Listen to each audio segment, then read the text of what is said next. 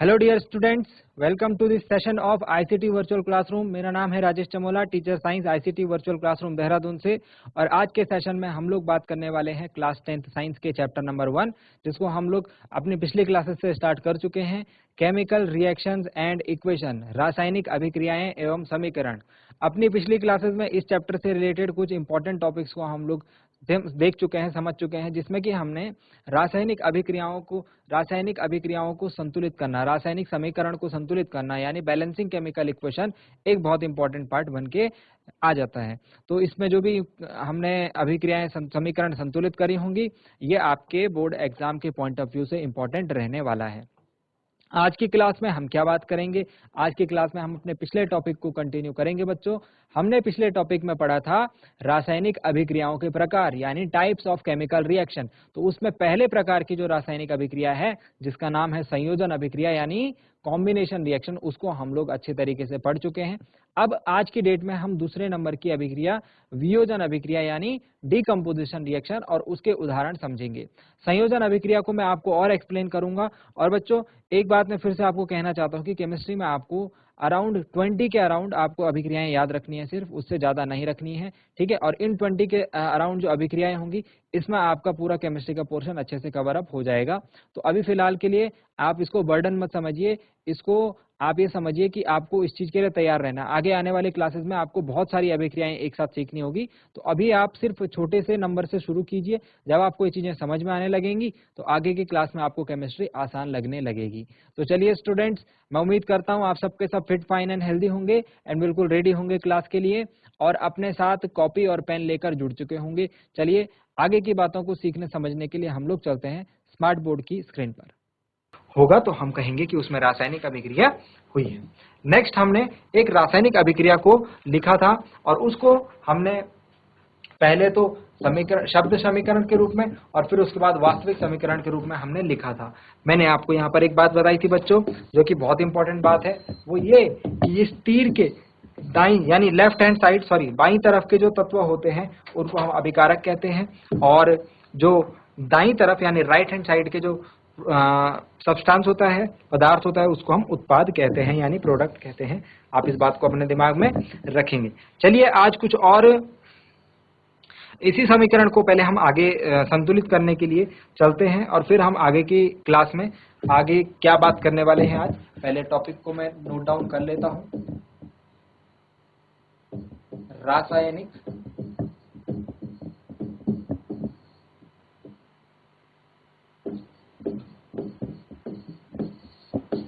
समीकरण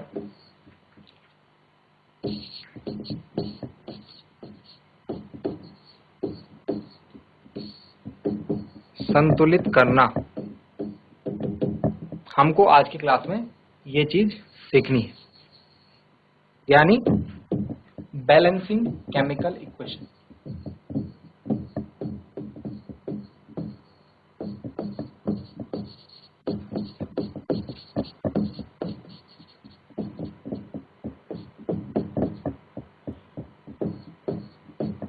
चलिए, तो एक केमिकल इक्वेशन जो मैंने कल लिखी थी उसको आज दोबारा से लिख लेता हूं, ठीक है।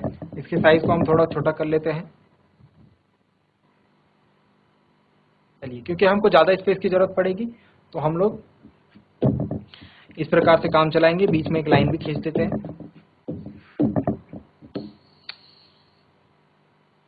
ठीक है। चलिए, तो हम सब फटाफट चलते हैं। हमने जो अभिक्रिया लिखी थी, हमने क्या लिखा था? मैग्नीशियम की अभिक्रिया जब ऑक्सीजन यानी उसका वायु में दहन किया जाता है, जलाया जाता है, तो मैग्नीशियम ऑक्साइड। अभी मैंने आपको क्या बात बताई? दहन, जलाना, इन सब का मतलब है ऑक्सीजन के साथ रिएक्शन, ठीक है, O2 के साथ रिएक्शन। यानी अगर बर्निंग की बात की जाएगी तो बर्निंग का मतलब ऑक्सीजन के साथ रिएक्शन, ठीक है। इस बात को आप लोग ध्यान रखेंगे, आपको इसको ध्यान में रखना है। तो यहाँ पर ऑक्सीजन के साथ मैग्नीशियम की अभिक्रिया हो रही है, मतलब मैग्नीशियम को जलाया जा रहा है। अब नेक्स्ट पॉइंट पे हम लोग बात करते हैं कि मैग्नीशियम की जब ऑक्सीजन के साथ अभिक्रिया हो रही है तो यहाँ पर हमने कहा था इसमें कुछ अभिकारक होते हैं, यानी कि रिएक्टेंट्स होते हैं, और कुछ उत्पाद होते हैं, यानी कुछ प्रोडक्ट्स होते हैं। ठीक है, कुछ अभिकारक होते हैं और कुछ उत्पाद होते हैं। यहां पर आपको जो अभिकारक दिख रहे होंगे, यहां पर आपको जो अभिकारक दिख रहे होंगे वो होंगे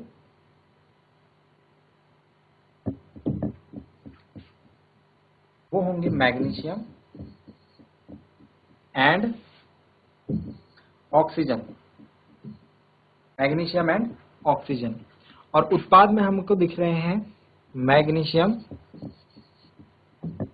एंड ऑक्सीजन, उत्पाद में भी हमको मैग्नीशियम और ऑक्सीजन दिखाई दे रहा है।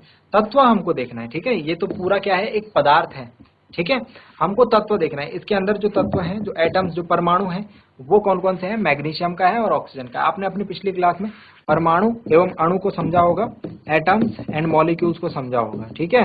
तो हम लोग को यहाँ पर एटम्स की बात करनी है कि कौन कौन से तत्व के एटम्स यहाँ पर उपस्थित हैं, ठीक है, और कितने एटम्स उपस्थित हैं।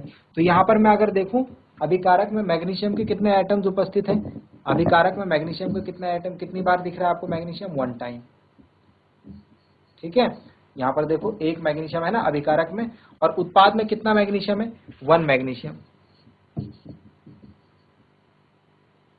अभिकारक में ऑक्सीजन कितने हैं, 2। उत्पाद में ऑक्सीजन कितना है, 1, अकेला है। समझते रहो, अभी समझो इस बात को, अभी आपको ये खुद से भी करना है। तो जो जो स्टेप्स मैं कर रहा हूं वही स्टेप्स आपको खुद से भी करने पड़ सकते हैं, ठीक है। सबसे पहले हमने क्या लिखी, अभिकारक लिखे, उत्पाद लिखे, और उसके बाद हमने देखा कि अभिकारक में जो तत्व है, उत्पाद में जो तत्व है, उसकी कितनी कितनी संख्याएं हैं, कितने कितने परमाणु हैं, ठीक है। अब आपको देखना है कि क्या ये बराबर है, जी नहीं, ये बराबर नहीं है। यहाँ पर ऑक्सीजन 2 है अभिकारक में और उत्पाद में 1 ऑक्सीजन है। अब आपको क्या करना है, इसको बराबर करना है। तो इसको बराबर करने के लिए आप गुणा कर सकते हैं किसी संख्या की। तो मैं देख रहा हूं कि यदि मुझे इस 1 को 2 बनाना है तो मुझे यहाँ 2 की गुणा करनी होगी। 2 की गुणा कहाँ करनी होगी, पूरे उत्पाद में, समझ रहे हो, 2 की गुणा करनी। अभी आप समझते जाइए, जो जो चीज मैं आपको बता रहा हूँ उस पर दिमाग में रखते जाइए। तो मैंने क्या करा, 2 की गुणा। 2 की गुणा क्यों करी, क्योंकि ये ऑक्सीजन यहाँ 1 था, मुझे इस 1 को 2 बनाना है, तब जाकर के ये बराबर हो जाएगा। मैग्नीशियम तो बराबर है ही पहले से, ठीक है। तो इस 1 को 2 बनाने के लिए मैं क्या करूंगा, 2 की multiply, I will multiply the equation with 2। किस तरफ, उत्पाद की तरफ, ठीक है। तो उत्पाद में लिख लेता हूं दोबारा से, ये रहा हमारा मैग्नीशियम, ये रहा प्लस ऑक्सीजन गिव्स MgO। और अभी मैंने क्या बोला, 2 की गुणा। तो 2 की गुणा करने के लिए यहाँ पर 2 लिख देते हैं हम इसके आगे, ये हो गया 2। अब ये 2 की गुणा हो गई उत्पाद में, ठीक है, ध्यान से देखते रहो अभी, ठीक है। 2 की गुणा हो गई उत्पाद में। अब दोबारा से ये टेबल को ही मैं मिटा करके दोबारा से टेबल इस नहीं बना रहा हूँ, आपको दोबारा से ये टेबल बनानी है, ठीक है। तो इस टेबल को सेम टू सेम दोबारा से आप यहाँ पर बनाएंगे और दोबारा से वही काम करेंगे। यहाँ पर देखिए मैग्नीशियम कितना है, 1। उत्पाद में मैग्नीशियम कितना हो गया, मैग्नीशियम के आगे कितना लिखा है, 2, यानी कि मैग्नीशियम 2 हो गए, ठीक है। और ऑक्सीजन यहाँ पर कितना है, 2।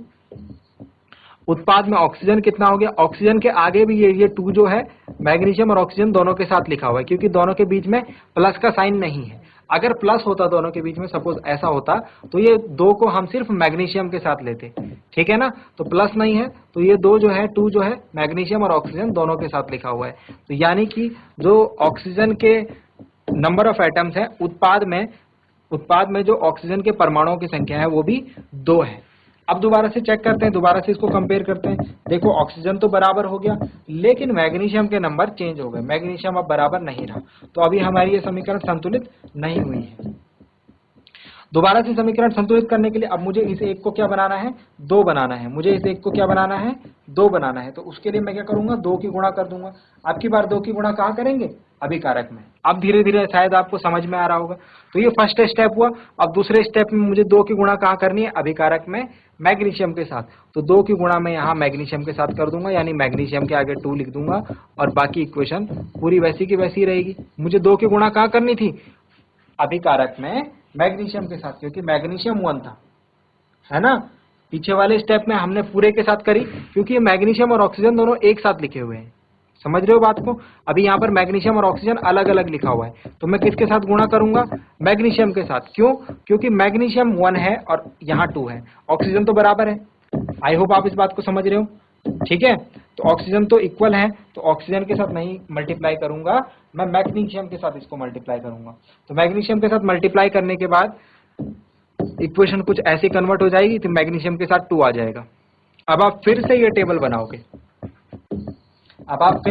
बनाओगे, अभिकारक और उत्पाद की। चलिए दोबारा से रिलेट करते हैं। यहाँ पर मैग्नीशियम कितने हो गए? 2। उत्पाद में मैग्नीशियम कितने हो गए? 2। यहाँ पर ऑक्सीजन कितने हो गए? 2। और उत्पाद में ऑक्सीजन कितने हो गए? 2 1 जा 2।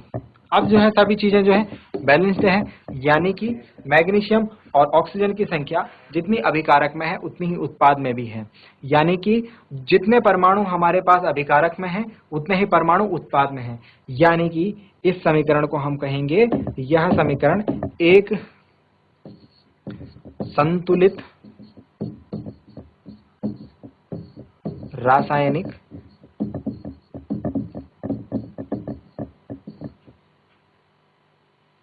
समीकरण है। यह समीकरण एक संतुलित रासायनिक समीकरण है। This reaction is an balanced chemical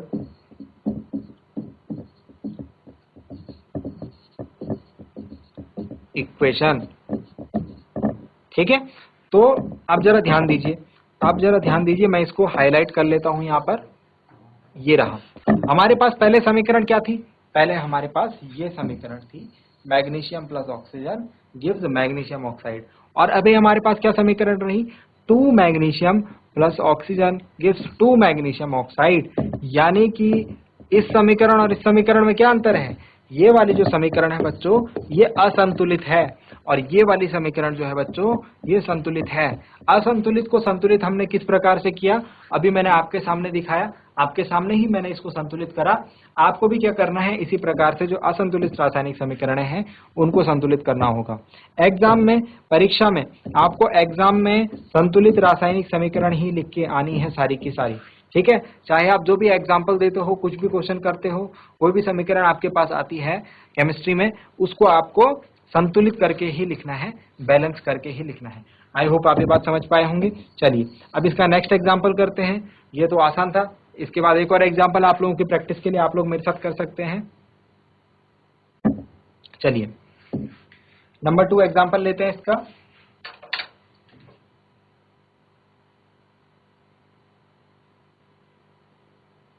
number 2 example लेते हैं। जैसे मैग्नीशियम ऑक्साइड बना है, ऐसे ही अदर ऑक्साइड भी बनते हैं।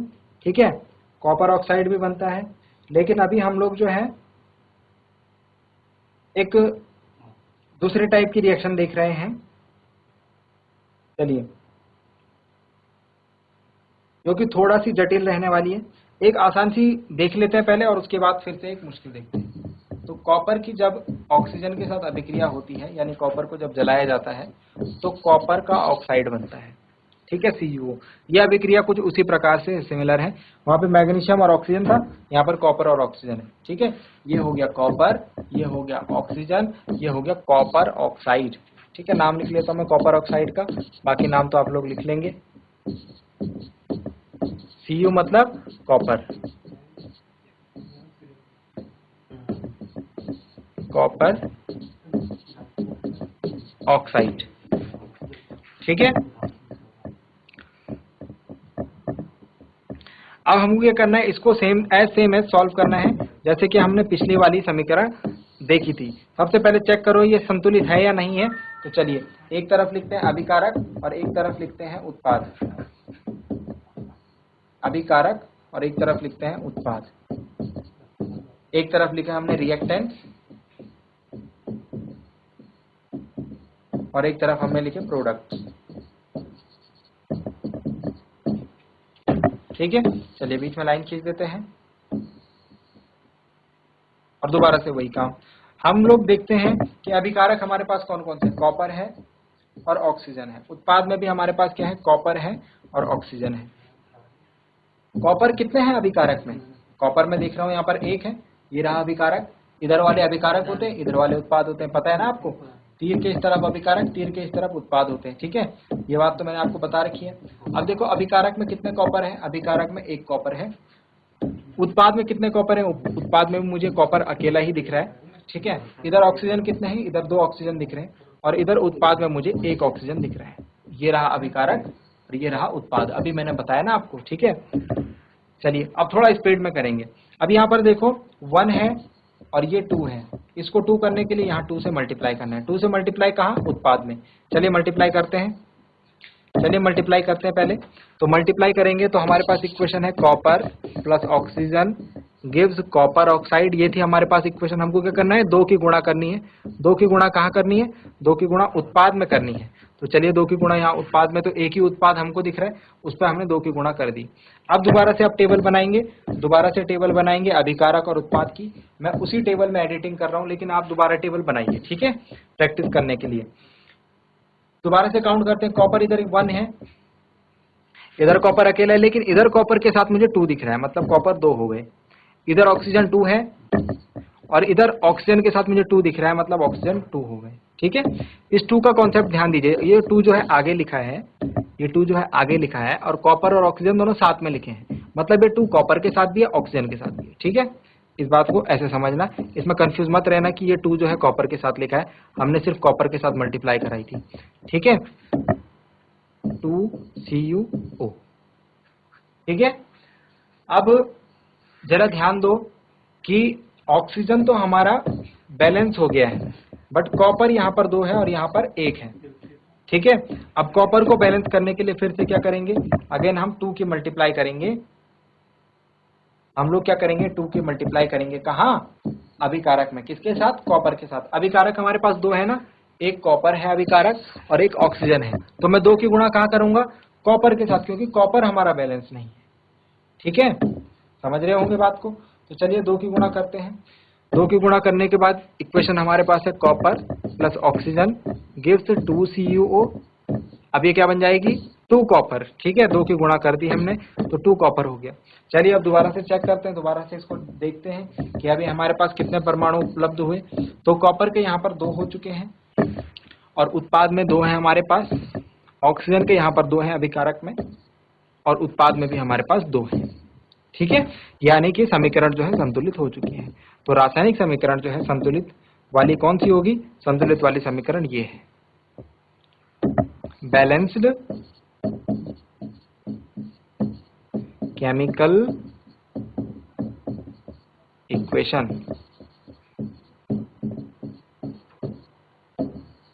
ठीक है। तो 2 इक्वेशन जो है हमारे पास वो हमने सॉल्व करी अभी अभी। तो आपको इसी तरीके से सारी इक्वेशंस जो है सॉल्व करनी है। चलिए तीसरा एग्जांपल, आज हम लोग कुछ एग्जांपल्स ऐसे ही करेंगे। थर्ड एग्जांपल में लेके आया हूं आपके लिए, ये थोड़ा सा मुश्किल है, बट जिसने बात सुनी होगी, जिसने बात समझी होगी, वो कर पाएगा, ठीक है। तो जिंक Zn, मैं अभी लिख ले रहा हूं नीचे, जिंक प्लस सल्फ्यूरिक अम्ल से हमको मिलता है जिंक सल्फेट प्लस हाइड्रोजन, ठीक है। अब इसको लिख लेते हैं, इनके नाम लिख लेते हैं। देखो नाम लिखना बहुत जरूरी है। ये है जिंक, इंग्लिश में लिख रहा हूँ नाम, ठीक है। हिंदी और इंग्लिश दोनों में एक तरीके के नाम होंगे। जिंक, ये है सल्फ्यूरिक अम्ल, सल्फ्यूरिक अम्ल यानी सल्फ्यूरिक एसिड। अम्ल को इंग्लिश में क्या बोलते हैं, एसिड। ये हो गया zinc sulphate, zinc sulphate, Hindi में भी इसे जिंक सल्फेट ही बोलते हैं। और ये हो गया हाइड्रोजन, ठीक हो गया। अब इसको थोड़ा छोटा कर लेते हैं। ये हो गई हमारी समीकरण, ठीक है। सबसे पहले इसको टेस्ट करते हैं, ये संतुलित है या नहीं है, ये संतुलित है या नहीं है। तो संतुलित है या नहीं है, उसके लिए क्या करेंगे, एक तरफ लिखेंगे अभिकारक यानी रिएक्टेंट और दूसरी तरफ लिखेंगे उत्पाद, ठीक है। एक तरफ हमने लिखे अभिकारक और दूसरी तरफ लिखे उत्पाद, और उसके बाद ये हमने बना दी एक टेबल, और टेबल में हमने नोट डाउन करने हैं अभिकारक में कौन कौन से परमाणु हैं, कौन कौन से तत्व हैं। तो जिंक है, जिंक दिख रहा है मुझे, हाइड्रोजन दिख रहा है मुझे, सल्फर दिख रहा है मुझे, और ऑक्सीजन दिख रहा है मुझे, ठीक है। और इस तरफ मुझे क्या क्या दिख रहा है, जिंक दिख रहा है, वही इस तरफ भी दिखेंगे हाइड्रोजन, सल्फर और ऑक्सीजन। जो अभिकारक में होंगे वही उत्पाद में भी होंगे। ठीक है, इतनी बात तो आपको पता ही है। ये एक नियम भी है, ठीक है, ये एक नियम के अनुसार होता है और वो नियम मैं चाहता हूं कि आप लोग ढूंढें। जिंक, हाइड्रोजन, सल्फर और ऑक्सीजन। अब आप ध्यान रखना, ये SO4 जो है बच्चों, ये SO4 जो है एक आयन है। SO4 जो है एक आयन है जिसको हम सल्फेट आयन बोलते हैं और जिसको हम ऐसे रिप्रेजेंट करते हैं। आपने क्लास 9th में पढ़े होंगे बहुपरमाणुक आयन, बहुपरमाणुक आयन। तो ये एक बहुपरमाणुक आयन है। बहुपरमाणुक आयन आपको याद रहना चाहिए। सल्फेट हो गया, इसके अलावा NO3 हो गया, नाइट्रेट हो गया, ठीक है, और काफी सारे। ठीक है, तो ये सभी क्या है, आयन है। आपको इनको ध्यान रखना है, इनको आपको अलग अलग नहीं लिखना है। बहुपरमाणुक आयन जो होंगे उनको आपको एक साथ लिखना है। सॉरी, मैंने यहाँ पे आयन लिखा था, आयन है वो। ठीक है, चलिए, तो यहाँ पर पहले मैं इसको ठीक कर लेता हूं। Zinc plus H2SO4 ZnSO4 plus H2। चलिए गिनना शुरू करते हैं। अभिकारक में कितने जिंक है हमारे पास, अभिकारक में कितने जिंक है हमारे पास, 1। उत्पाद में कितने जिंक दिख रहे हैं, 1। हाइड्रोजन कितना दिख रहा है अभिकारक में, 2। उत्पाद में कितना हाइड्रोजन दिख रहे हैं, 2। H2 लिखा है ना, मतलब 2, दोनों तरफ H2 लिखा है।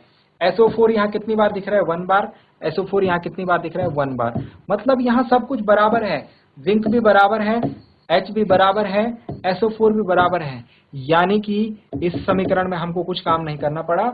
यह समीकरण जो है एक संतुलित रासायनिक समीकरण है, बैलेंस्ड केमिकल इक्वेशन है।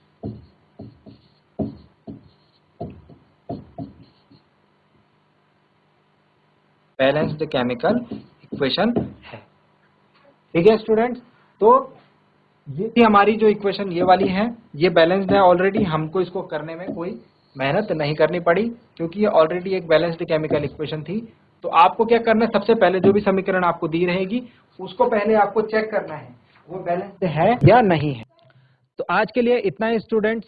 आज की क्लास में हमने जो कुछ सीखा, मैं उम्मीद करता हूं आपको उसको समझने में मजा आया होगा और आपने कुछ नया आज की क्लास में जरूर सीखा होगा। इसके साथ ही आप उसे घर में जाकर एक बार रिवाइज जरूर करेंगे। अगली क्लास में हम लोग एक नए और इंटरेस्टिंग टॉपिक के साथ मिलेंगे स्टूडेंट्स। केमिकल रिएक्शंस के लिए बच्चों आपको क्या करना है, जो भी रासायनिक अभिक्रियाएं आपको लिखाई जा रही हैं, जो भी रासायनिक समीकरण आपको लिखाई जा रही हैं, आप उनको एक अलग कॉपी में एक अलग जगह पर साथ साथ नोट करते जाइए, सिर्फ रिएक्शंस और रिएक्शंस को। एट लास्ट जब ये चैप्टर कंप्लीट हो जाएगा तो आप देखेंगे आपके पास कुछ नंबर ऑफ रिएक्शंस होंगी। उन रिएक्शंस को आप डेली एक बार देखते जाइए या फिर याद करके दूसरे पेज पर लिखते जाइए। जब आप उन्हें बार बार लिखेंगे तो अभिक्रियाएं आपको याद हो जाएंगी। तो आज की क्लास में इतना ही स्टूडेंट्स। अगली क्लास में मिलते हैं एक नए और इंटरेस्टिंग टॉपिक के साथ। क्लास से जुड़ने के लिए आप सभी का बहुत बहुत धन्यवाद। Thank you very much and have a nice day.